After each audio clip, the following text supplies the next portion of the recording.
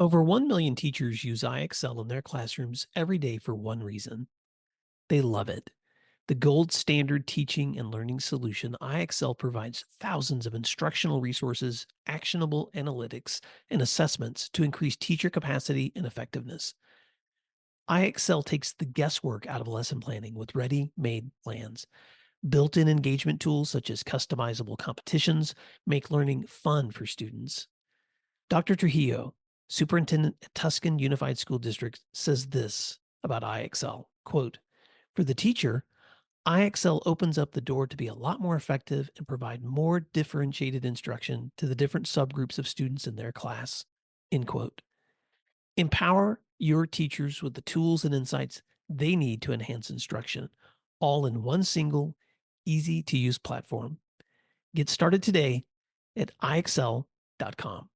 You're listening to Monday Matters, a Principal Matters podcast production. Hi, Principal Matters friends. This is Will Parker back with my co host, Dr. Jen Schwanke, for another Monday Matters. Jen, this recording is going to be coming out pretty soon after we have been together. So I think this is the Monday Matters coming out on the 26th. If my youngest brother, Sam, is listening, who does the music for our show, happy birthday, Sam. Because it's his birthday. Sam. Yeah. He's such a delightful artist and an amazing person.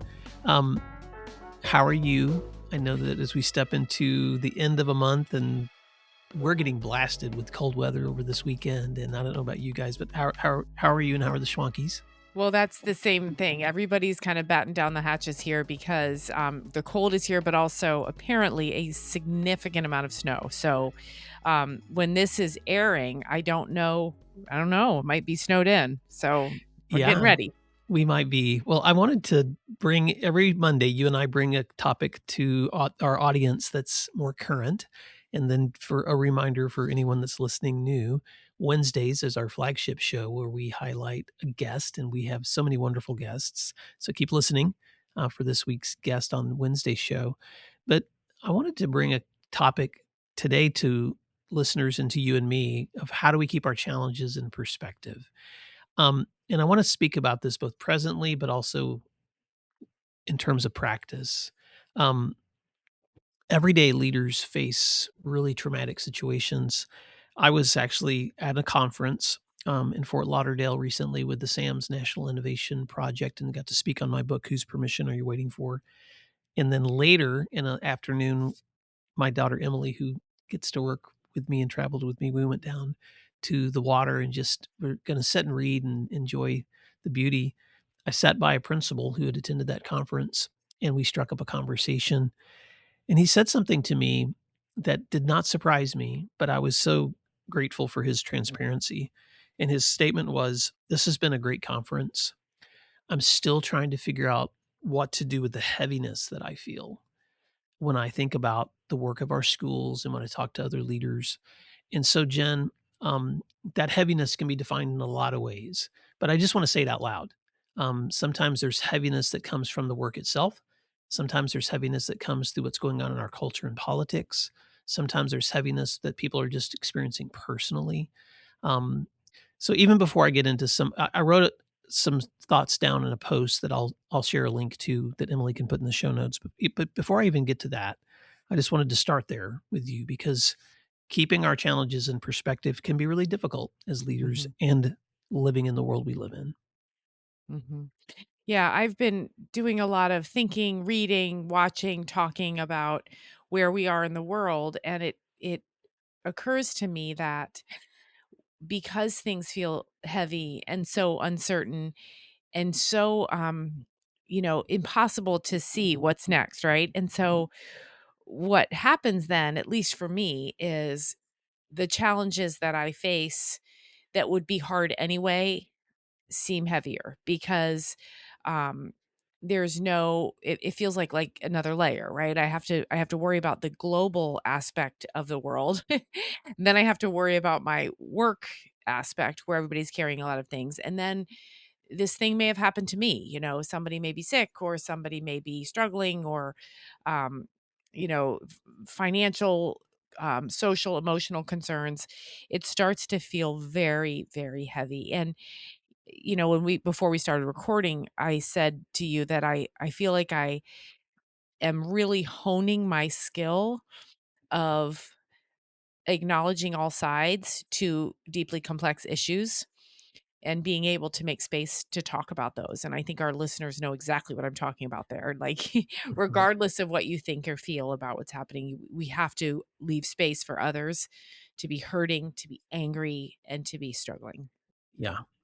Um, wow, there's so many directions I wanna go, and Right? Me too. I'm trying to be both focused, but also I'm trying to be honest. Um, so let me first just speak about the present, and then I just wanna speak about the practice. Because at the time of this recording, first of all, I don't know if we said this in last week's recording because we had done it in advance, but happy Martin Luther King Jr. holiday to anyone who got to celebrate that. And since we recorded before that event, we're kind of saying, I'm saying this afterwards. So I know we just experienced a holiday. Um, but holidays like that make me reflect, like on what are the situations that we're in now where we see rights that are being violated or people's concerns that are not being listened to or and I'm just going to say as a person just in the present who's trying to keep my mind wrapped around my own responsibilities as a citizen of this country. I have written more letters of concern to my congressional members in the last couple of weeks than I can remember writing in a long time. And so I know that there's both things that we can all do as individuals, but then there's also things that we have to do um, in the places where we work, where we represent institutions, organizations, schools, et cetera, too. So I want to talk about the practice also, Jen, which is no matter what the climate is going on around us, principals are stepping into situations every single day that are often calling them to manage the trauma and the stress of other people in ways that no one else really gets to hear that story. And I know I'm preaching to the choir, and I know I probably have said this 100 other times in other episodes, but just the other day, I was downstairs fixing a coffee or something. And right in the middle of my kitchen, I just got flooded with all these memories. The first time that I saw a student hitting his head against a locker because that was the way that he self regulated, and I had no idea what to do. The first time that I had a student whose mental state was so um, traumatized that he was literally seeing or he was imagining people being present in the room who were not with us in that moment and me trying to figure out what to do in a situation that required a mental health intervention, not just a principal intervention. You know, the first time that you can fill in the blank. Anybody that's ever had to manage a student death, anybody that's ever had to all of those things are often traumatic situations that we've never been trained to manage. And then after we figure out how to manage them, what do you do with all that emotion? What do you do with how it affected your body? What do you do with, and what do you do when even 20 years later, you're standing in the kitchen and you're making a coffee and all those thoughts come flooding back to you of those moments that you thought you had managed and tucked away, but they still come back. Right. And so I just want to say that out loud because I think that the questions that leaders often ask themselves is how do I manage my own, how do I keep my own, how do I manage those situations and how do I keep moving forward even as I'm trying to figure out how to manage those? Well, I am certainly not the expert, but I will tell you what works for me and some advice I gave to a friend of mine.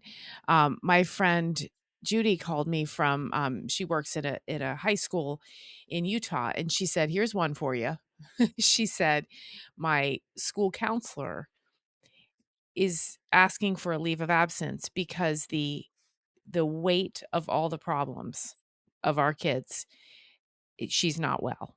Mhm, How do I help my mental health specialist with her mental health?" She's the one I need, right? mhm, And she was spiraling, and I certainly know that feeling, right? I have felt it in the past few months. And I go back to, and I know I've talked about this before on the podcast, but in the recovery community, there's a phrase that I just love, and it is, what is the next right thing? And that doesn't mean solve the whole problem. It doesn't right, mean think that you have to change something. It might mean, what's the next right thing? Okay, I'm going to call my counselor and see how she's doing today. mhm, okay, I'm going to call HR and see what she would need to do. Okay, I'm just do one thing at a time. And sometimes that thing is make a cup of coffee and sit there and let the memories wash over you. Sometimes that thing is step aside for a minute. But usually I find that the next right thing is check in on another human. See how they're doing. See if they can offer you advice.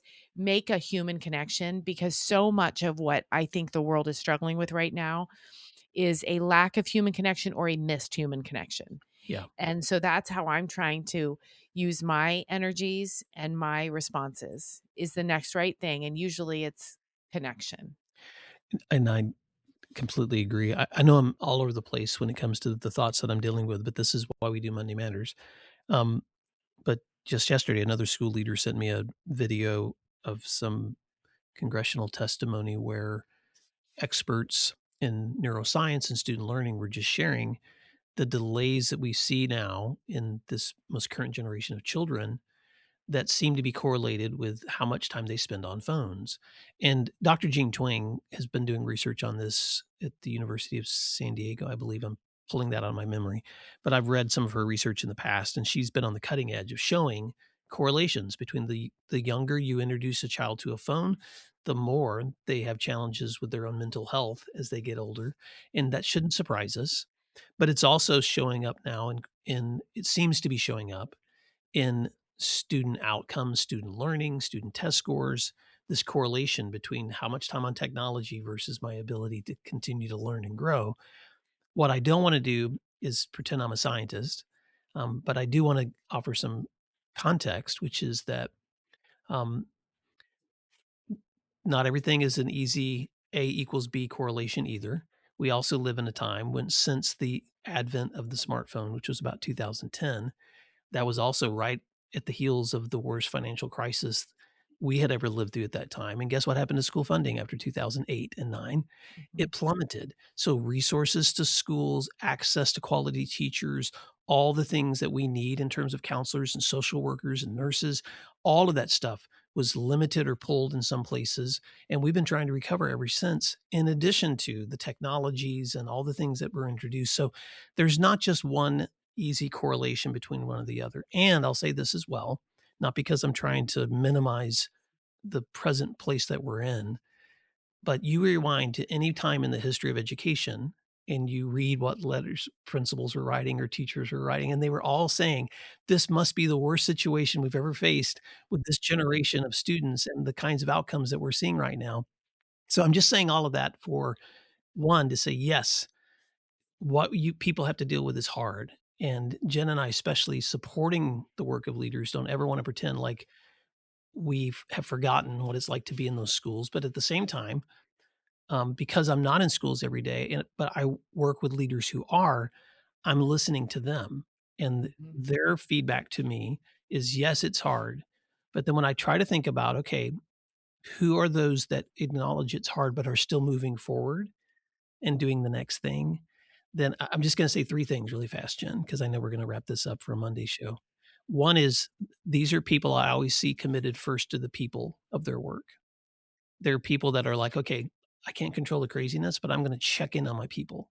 I'm gonna make sure that they know I hold them to high expectations, but I'm also supporting them in whatever way it takes." 2, and I'm such a broken record. They're committed to their systems, which is, "Oh, if something's not working correctly, let me rework it or at least address it in a way that makes this work easier or better for others." And 3, they're almost always I see them returning to their belief of why am I doing this? What's that unwavering commitment that I have made to myself and to this school, that no child is expendable, that nobody's disposable, that every child here is worth the time and the investment and the care that I'm pouring into them. And so I just want to say those things out loud because I need to hear them. And there may be somebody on the other side of us that needs to hear needs to hear it too. Right, right. And I think it's also important. I'm reading a great book right now where, and it has nothing to do with schools, but it's about a long-term relationship falling apart, and the narrator is dealing with that. And a friend pulled her aside and said, "I want you to know that what your partner has done is wrong." And she felt such freedom from that. And it occurs to me that that same message could be shared with principals. What you're doing now is, in fact, this hard. What is Mhm. happening that you're having to deal with is, in fact, wrong for you, that you have to deal with it. So sometimes I think it helps to say, I remember in 2008 and 9 when the financial stuff was happening, there was a lot of stories, but nobody said, hey, this is as bad as it's been. Yeah. So I think it helps just to acknowledge ain't nobody making up how hard this is. Well, even as I asked that leader who just had that short little moment in his year to rest and be at a conference and relax, but who was still not able to completely separate himself from the traumas of work, I asked him, so where do you hold on to hope? Like Yeah. when you're dealing with this kind of work, and it all came back to his students. It all Right. came back to his school. It all came back to those practices that make me proud to show up there every day, Right. that remind me why I need to be here, um, why I'm in this community. And so, Jen, I just want to say this to listeners as we wrap up. Um, it's sometimes hard to believe that the work that you're doing is as meaningful as it is, because maybe other people, you feel like you're on an island, or maybe people, you don't feel like people notice the work, but they do. There are Mhm. students today, there are teachers in your care, there are community members in your care whose lives are better because you're there, and who are able to believe things about themselves they wouldn't if somebody didn't step in and Mhm. encourage them that direction. Um, I was sitting by another principal, who I met from New York City. She is now the principal in the same neighborhood where she grew up. And she was Right. telling me about just the joy she gets in watching these children and parents and this community experience school in a way that she's just so proud to see Right. them experience every day. That's happening even in the hardest places, Jen. And so, Principal Matters listeners, I hope this conversation's been helpful for you as you keep perspective, even in the hard times, and you hold on to your belief in your people and your belief in improving the systems you can, and the belief in your beliefs that Right. what you do really is important. Right. All right, Jen. Well, as we wrap up, how can our leaders stay connected with you and your wonderful resources and your newsletter? Yes, yes. Find me at jenschwanke.com, and there's a link there for the newsletter. And if you want to subscribe to that, it is Principal Problems with Dr. Jen. And you can just dump in your email and you'll get a newsletter every Tuesday. Thank you, Jen. And Principal Matters listeners, thank you for listening this week and for doing what matters. We'll talk to you again soon. Thank you for listening to today's episode of Principal Matters, the School Leaders Podcast. If you enjoyed the show, would you take a moment and like, share, subscribe, or leave us a review? In fact, if you share it out with a friend, even more people can become a part of these conversations. Sign up for our newsletter at williamdparker.com for even more free resources. And don't forget to check out our website to learn more about our books, professional development offerings, Grow Academies, masterminds, executive coaching, and keynote presentations. Wow, let's keep learning together. And thank you for doing what matters. Monday Matters.